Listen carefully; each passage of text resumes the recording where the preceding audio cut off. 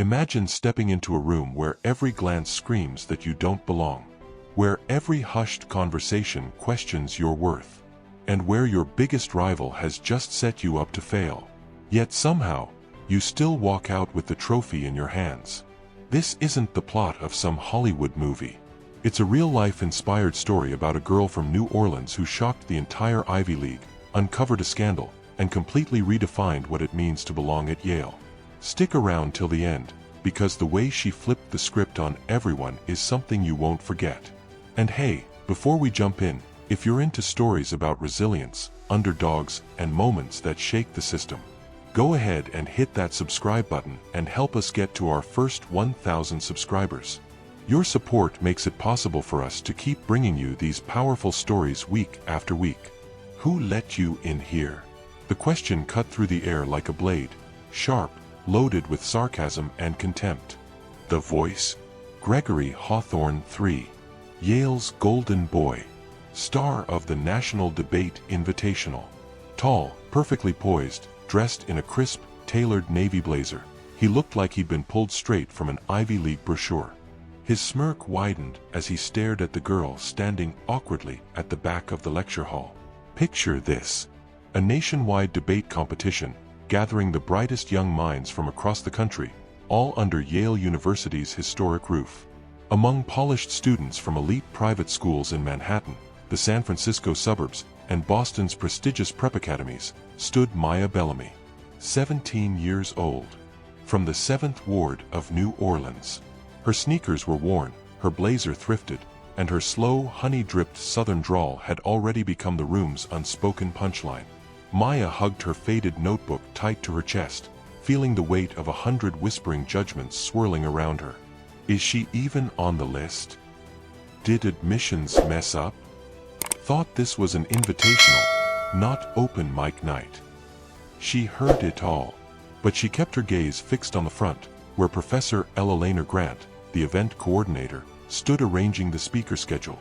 Professor Grant was legendary for her brutal critiques and her reputation for being impossible to impress.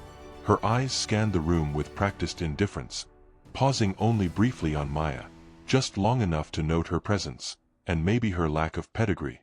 The first day was meant to break the ice: introductory rounds, casual practice debates. Students clustered into study groups, exchanging names, comparing resumes like war medals from past academic battles. Maya stayed by the window, tracing the worn edges of her debate journal, every page packed with handwritten speeches, counterarguments, and late-night notes her mom had helped her craft after long shifts at the diner. Her mother's words echoed in her mind. "You don't have to outdress them, baby. Just outthink them." Suddenly, Gregory's voice rang out again. "Hey, Professor, are we taking community volunteers this year?" Laughter rippled through his circle of friends. Maya took a slow breath, steadying herself against the heat rising in her neck. Before she could reply, Professor Grant's voice sliced through the noise. "That's enough, Mr. Hawthorne." Silence. A few heads turned, eyebrows raised. Gregory offered a mock bow, pretending to be chastised, but the damage was already done. Maya's cheeks burned, but her back stayed straight. Later that afternoon, in the main lecture hall, Professor Grant announced the first elimination round's debate topic. Resolved: the role of socio-economic background in university admissions should be minimized. The irony hit Maya like a punch.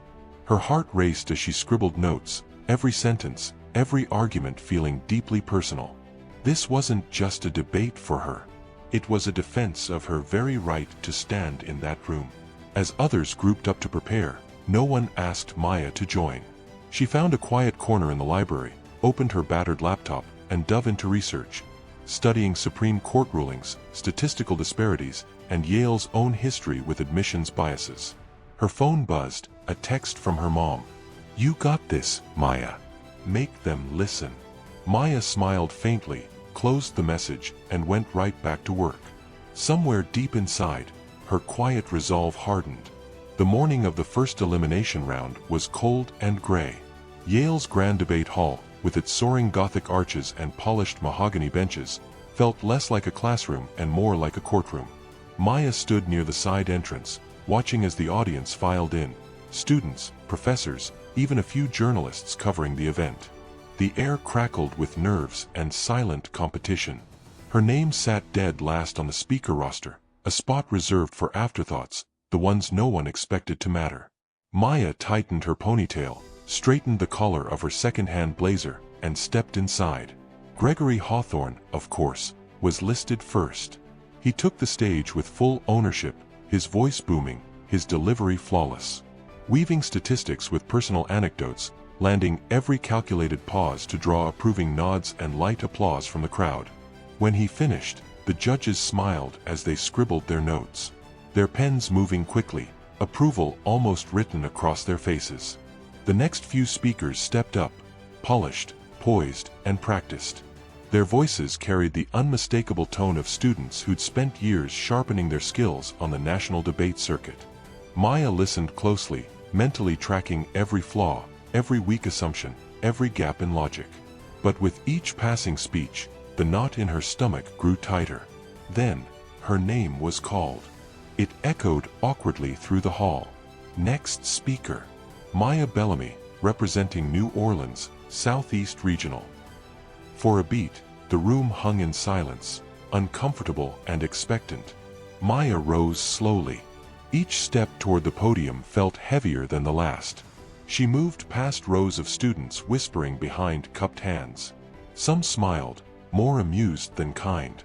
Others simply stared, waiting for the inevitable stumble. At the judges' table, Professor Grant's expression stayed unreadable, her gaze fixed and steady. Maya placed her notebook on the podium, her fingers shaking only slightly. She adjusted the microphone, cleared her throat, and began. Her opening line was soft, but deliberate. Before I start, I'd like to thank Yale for this invitation. Even if some people here believe I shouldn't be standing at this podium. The reaction was immediate. Gasps, awkward laughter, a ripple of uneasy energy across the room. But Maya didn't pause. With calm, measured focus, she launched into her argument. No flashy oratory tricks like Gregory's, but she had something else, something stronger. Pure, raw conviction. She spoke about systemic bias, about neighborhoods like hers where schools struggled just to keep the lights on, let alone offer debate programs. She cited Supreme Court rulings, referenced long-term studies on how poverty impacts educational outcomes, and then, without warning, shifted into something even more powerful, her own story. Some of us weren't born with legacy admissions waiting for us, she said, locking eyes with Gregory mid-sentence. Some of us had to fight for every single opportunity, including this one. The room stayed silent. No applause, just a thick, charged stillness, the kind that made people sit up and listen. When she reached her closing statement, her voice was steady. Reducing the impact of socioeconomic background in admissions isn't about charity. It's about fairness. It's about potential. And it's about making sure that the next Maya Bellamy doesn't have to stand here, proving she deserves a seat at a table she's already earned. Not once did her voice shake. As she stepped down, the silence lingered just a second too long. Then came scattered applause.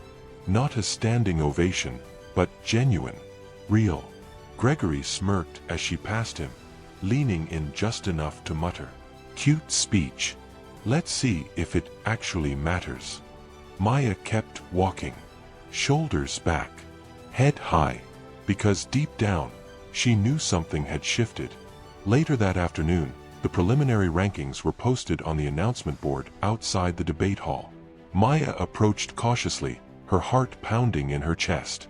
The list was neatly typed, top 16 names moving on to the next round. Each line felt like a wall she'd need to climb. Her eyes scanned quickly, darting, skipping, until finally, there it was. Maya Bellamy, rank 12. Just above the cutoff. She exhaled slowly, relief flooding in, mixing with adrenaline. She wasn't leading the pack, but she wasn't out. She had survived round one. Behind her, Gregory's unmistakable voice rang out. "Well, look at that," he drawled, standing with two of his debate circle friends. "Miracles really do happen." Maya didn't turn. She knew better. As she walked away, more whispers followed. Who is she again? Some public school in Louisiana, I think. Has to be a diversity pick. No way she actually scored above Alex or Priya. Her stomach tightened, but she kept moving. That evening, back in her tiny dorm room, assigned for out-of-state participants, she spread her research notes across the bed. An email notification popped up. The next round's debate topic. Resolved, affirmative action policies do more harm than good. Maya stared at the screen. The irony was bitter.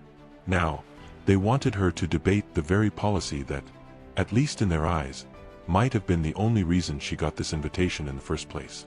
For a long moment, she just sat there, doubts swirling like a storm. What if they're right? What if I'm only here because of a checkbox? What if this next speech is my last? Her phone buzzed. A text from Mom. Remember, baby, you've never needed anyone's permission to be great. Maya smiled faintly. The doubt didn't disappear, but something steadier pushed through. With renewed focus, she opened her laptop. 12 research tabs. Supreme Court rulings on affirmative action, longitudinal studies on student outcomes, personal testimonials from students like her. And then, she went further. She started outlining arguments for both sides. If they were planning to trap her, she'd be ready for every angle, every pivot, every possible counter. By the next morning, the debate hall felt colder than before. Gregory, once again, was scheduled before her. He took the stage with that same smug confidence, blending cherry-picked data with carefully veiled sarcasm. We should admit students based on merit, he declared, glancing briefly toward Maya's section of the audience. Not on sympathy or social engineering. Light laughter bubbled through the audience. The judges smiled. Their pens moved quickly over their notes. When Maya's name was called, the air felt thick, weighted with expectation and quiet skepticism. She rose, walked steadily to the podium, and began. Her voice, calm, controlled, but unflinching. This conversation isn't about lowering standards, she said, meeting the audience's gaze head-on. It's about recognizing that the playing field hasn't been level for a very long time. And she didn't stop there. She referenced Yale's own history with legacy admissions, highlighted how much of the student body came from families in the top 1% income bracket, detailed the invisible privileges most students never had to think twice about. And then, she paused. If you believe that grades and test scores alone should determine worth, she continued, scanning the room, then ask yourselves, how many of you would even be sitting here today without private tutors, elite prep schools, and parents who knew how to game the system, long before you even learned to spell hat? The room shifted. Shoulders stiffened. Jaws clenched. Students exchanged uneasy glances. For the first time, Gregory's confident smirk started to falter. Maya closed with quiet intensity. Leveling the playing field isn't about giving anyone a free pass. It's about ensuring that the next generation of leaders and thinkers doesn't look exactly like the last. When she stepped down, the applause came faster this time. Louder. Not a standing ovation, but undeniably real. Professor Grant's eyes tracked her as she returned to her seat. For the first time, the look wasn't indifference. It was recognition. The following day, Maya's name appeared again, this time on the quarterfinal bracket. Rank 7. She had climbed higher than anyone expected. Gregory, still sitting comfortably at number 1. But this time, something felt different. On her way to the dining hall, Maya noticed 2 of Gregory's friends standing near the bulletin board, laughing quietly while sneaking glances at her. As she walked past, one of them muttered just loud enough for her to hear. The words lingered in the air longer than they should have. Maya's stomach twisted. That night, as she prepped for the quarterfinals, a new email popped up in her inbox. Subject line: revised topic assignment, urgent. Sender: debate committee at adminale.edu. It looked official enough. The message read, "Due to scheduling conflicts, your debate topic has been changed. Please prepare to argue the following resolution tomorrow. Resolved. The American education system rewards conformity over creativity. Failure to comply will result in disqualification." Her heart raced. She quickly scrolled back through the earlier official schedule. No mention of any topic change. No announcements sent to the group. No other competitors mentioning anything unusual.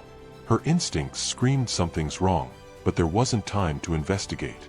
With less than 10 hours before her round, Maya shoved aside her carefully prepared notes and started from scratch. Researching, writing, rehearsing. By 2 a.m., her eyes burned, but her speech was done. Exhausted, she fell asleep with her laptop still open across her chest. The next morning, walking into the debate hall, she clutched her freshly written speech notes like a lifeline.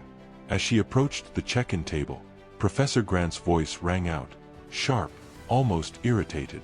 "Miss Bellamy, where have you been?" Maya blinked, confused.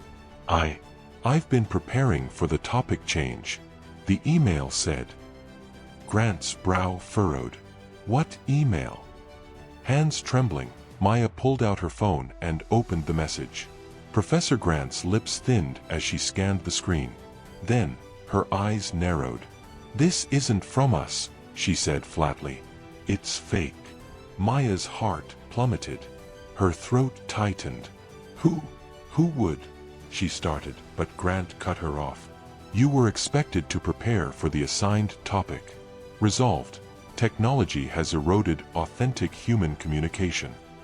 And your round starts in 5 minutes." Maya's stomach dropped. No prep. No research. No outline. From across the room, Gregory caught her eye. His smirk was unmistakable. He tilted his head slightly and mouthed, "Just for her." Oops. Her throat tightened. She had 2 options. Walk out, or walk up. And in her mind, her mother's voice rose again. "You didn't come this far to fold now." Maya straightened her back. With trembling hands but determined focus, she grabbed a blank notepad and a pen, sprinted to an empty corner, and began scribbling ideas at lightning speed. Technology, communication, erosion of authenticity. Okay, she could work with this. When her name was called, she walked to the podium. Her heart pounded so hard it drowned out the sounds around her. For a moment, she closed her eyes, breathed in deep. Then, she began. Her voice shook at first, but as her thoughts found their footing, her words found strength.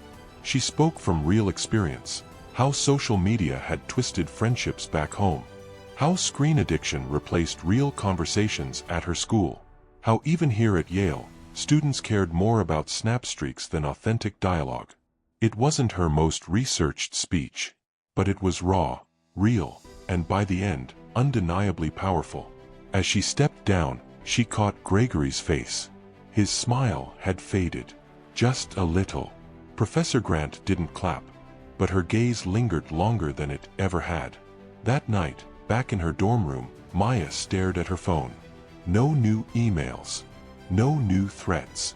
But she knew this wasn't over. There were games being played. And now, she'd proven she could play too. The next morning, Maya sat on the stone steps outside the debate hall, sipping bitter vending machine coffee. The autumn air was sharp, but her mind burned with questions. Who sent that fake email? Why hadn't anyone officially addressed it? Her phone buzzed. Quarterfinal results posted. Her heart lurched. Maya walked briskly to the bulletin board, scanning the list. Maya Bellamy, rank 5. Advancing to semi-finals. A small gasp slipped out. Even after the sabotage, she'd made it. A few students turned toward her, curious. Gregory stood nearby with his friends, his jaw tightening when he spotted her name. That afternoon, while reviewing notes in the library, a shadow fell across her desk. Maya looked up. Professor Grant. Without sitting, Grant lowered her voice. "Miss Bellamy, I need to speak with you privately." Maya's heart skipped. They walked to Grant's small office down the hall, walls lined with debate trophies and framed photos of past Yale champions. Grant motioned for her to sit. "I reviewed that email you received," she began. "It was spoofed." The sender masked their address to make it look official. Maya's throat tightened. Do you know who sent it?" Grant's gaze darkened. "Not yet. But I've alerted the administration. For now, keep your head down." Maya's fists tightened in her lap. "I don't want to keep my head down, Professor. Someone tried to sabotage me." Grant leaned back, eyes narrowing, studying her carefully. "I admire your spirit," she said after a pause. "But understand something, this place eats the reckless alive." A long silence stretched between them. Finally, Grant's tone softened. "Just slightly. Make it to the finals. Then we'll talk." And with that, the meeting ended. That night, Maya stayed up late in the dorm lounge, headphones on, blocking out the world. The semi-final topic had just been released. Resolved, social movements driven by digital activism are less effective than traditional grassroots organizing. Perfect. Her territory. Her fingers flew across the keyboard. She pulled case studies from Black Lives Matter, the Arab Spring, even local Hurricane Katrina recovery efforts from back home. Her connection to the subject burned through every note she typed. But even as she prepped, she couldn't shake the feeling that something else was coming. The day of the semi-finals arrived. Her opponent, Priya Shah, ranked second, from a prestigious private academy in New Jersey, with a debate resume longer than most people's college applications. As they faced off on stage, Priya offered a polite smile, but there was no warmth behind it. The debate began. Priya opened strong. Calculated points, surgical takedowns, polished transitions. But when Maya stepped up to the mic, she turned the room. She spoke with lived experience about watching online petitions bring real policy changes to her neighborhood, about how digital activism had become the only megaphone for marginalized voices. Her voice wavered only once, when she mentioned losing her uncle after Hurricane Katrina, and how online fundraisers were the only reason her family could rebuild. The room fell silent at that moment. By the end, even Priya looked shaken.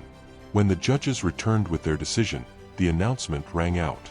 The winner, advancing to the final round, Maya Bellamy.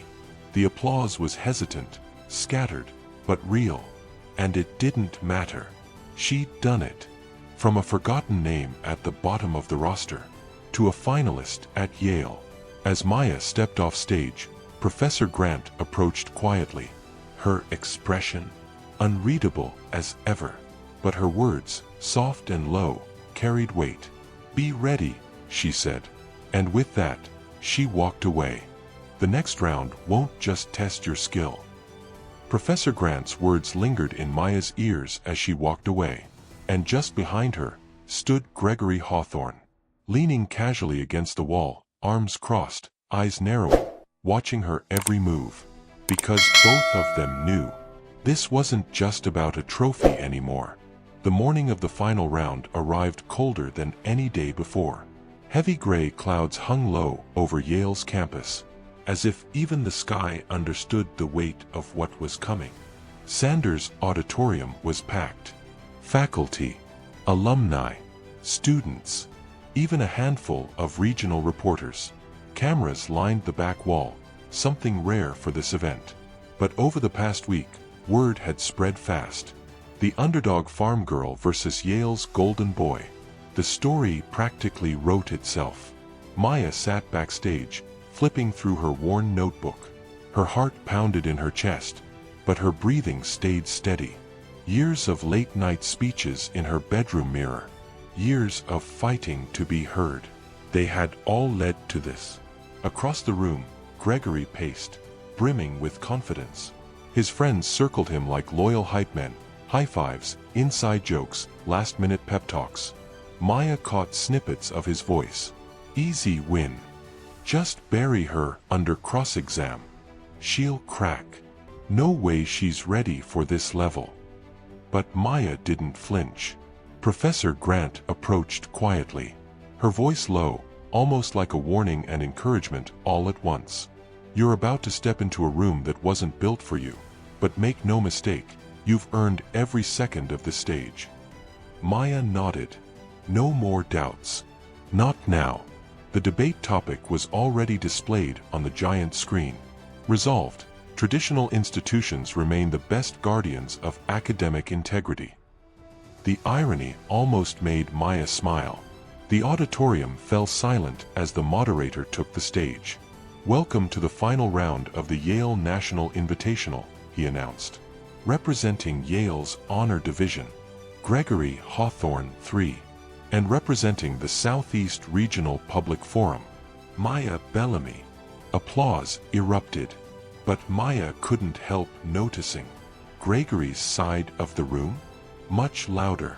The moderator reviewed the rules. Opening statements, cross-examinations, rebuttals, closing arguments. Gregory would speak first, and, as expected, he came out swinging. His opening statement painted Yale and other elite institutions as guardians of knowledge, tradition, and fairness. He quoted decades of academic studies, surveys on public trust in higher education, even threw in a reference to a former Secretary of Education for dramatic effect. His delivery, flawless, charismatic, confident. The crowd soaked it up. Then it was Maya's turn. She stepped up slowly.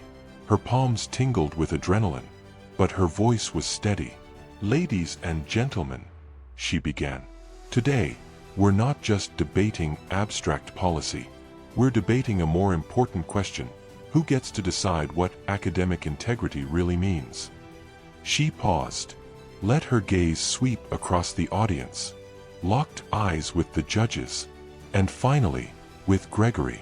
And I stand here as living proof that sometimes the very institutions we trust the most are the first to silence voices like mine. A ripple moved through the room, and Maya kept going.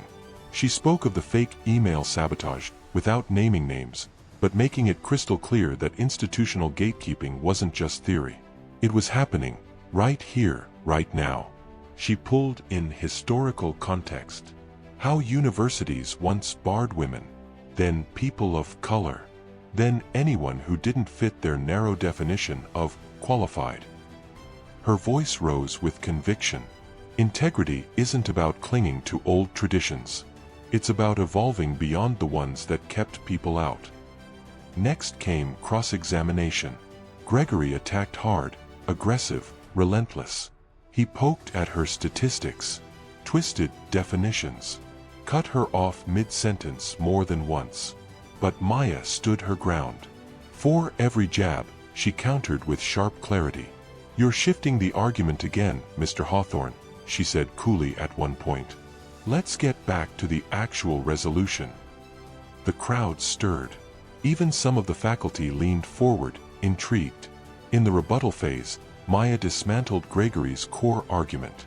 If traditional institutions were such flawless guardians of integrity, she said, voice low but unwavering, then I wouldn't have had to fight through sabotage just to stand here today. Her words hung in the air, heavy, and for the first time all tournament, Gregory's confident facade cracked. His signature smirk faded. His rebuttal? Rushed. Defensive. The audience noticed. When the debate ended, the auditorium sat in charged silence. Then, applause. Not scattered. Not polite. Real. Full. Loud. Maya stepped back from the podium, her breath shaking. Gregory stared at the floor, jaw tight, refusing to look at her. At the judges' table, Professor Grant gave Maya the faintest nod. But the final decision hadn't been announced yet. Both debaters were led backstage to await the results. Maya sat alone in the hallway, staring at her scuffed sneakers. One single thought playing over and over in her mind. Win or lose. I made them listen. Maya sat on the cold bench just outside the auditorium, her hands trembling no matter how tightly she tried to clasp them together. The minutes dragged by like hours. From the hallway, she could hear muffled voices, the judges still deep in deliberation behind closed doors. A burst of laughter broke out, then silence, then more quiet murmurs. Her stomach twisted. A few feet away, Gregory paced back and forth, arms crossed, frustration written all over his face. His usual cocky swagger, gone.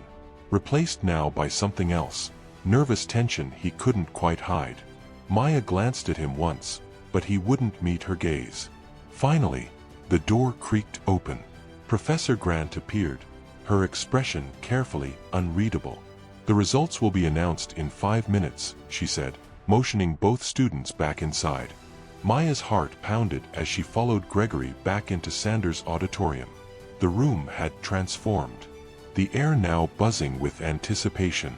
Phones were out. Students whispered predictions. Gregory's friends sat front row in matching Yale blue sweaters, waiting confidently. Maya's section? Almost empty, except for a few out-of-state competitors she'd befriended, and a single camera crew from a local news outlet. The moderator stepped onto the stage holding a sealed envelope. Maya's breath caught in her throat. After much deliberation, the moderator began, carefully tearing open the envelope, milking every second of suspense. "The judges have reached a decision." He pulled out the card, paused dramatically, and then, "The winner of the 2025 Yale National Invitational is Maya Bellamy." For one heart-stopping second, the room froze. Had she heard that right? Then, applause.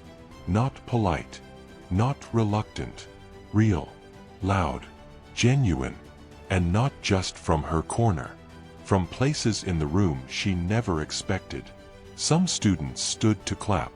Others sat frozen, staring at her in disbelief. Gregory's face drained of color.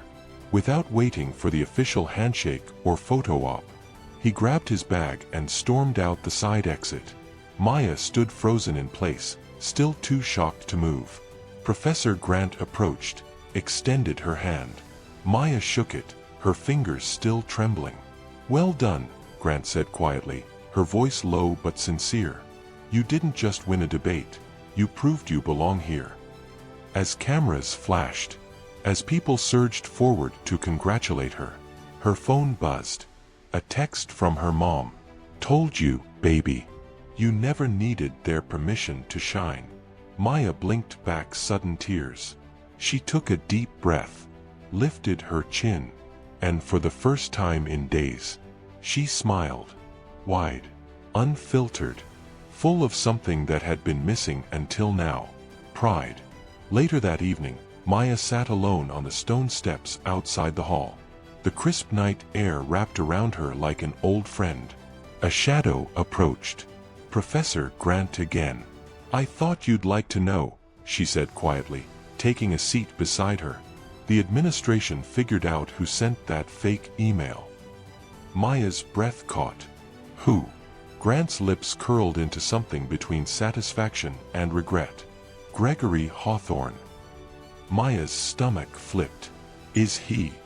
She started. "Facing disciplinary review," Grant finished. "Nothing public. Yale protects its own. But off the record, his chances at future national competitions? Gone."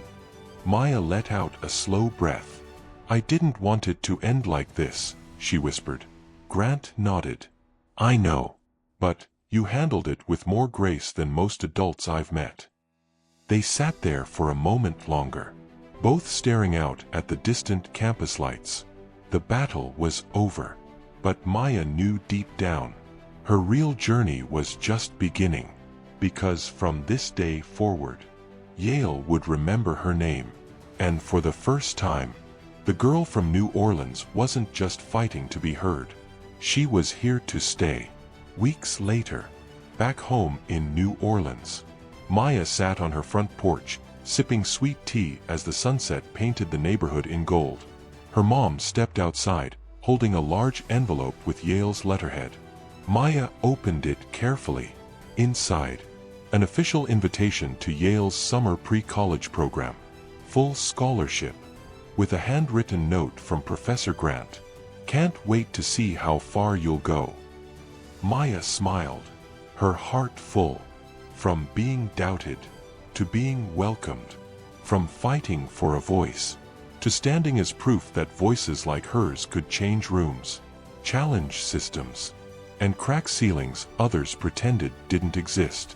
And dear friend, if this story moved you, even just a little, if you believe that talent, resilience, and heart can come from anywhere, please hit that like button. Drop a comment below. Tell us where you're watching from. And don't forget to subscribe to help this channel reach 1,000 subscribers. Because with your support, we'll keep sharing true, inspired stories like this. Stories that prove. Sometimes, it's not where you start. It's how loud you finish.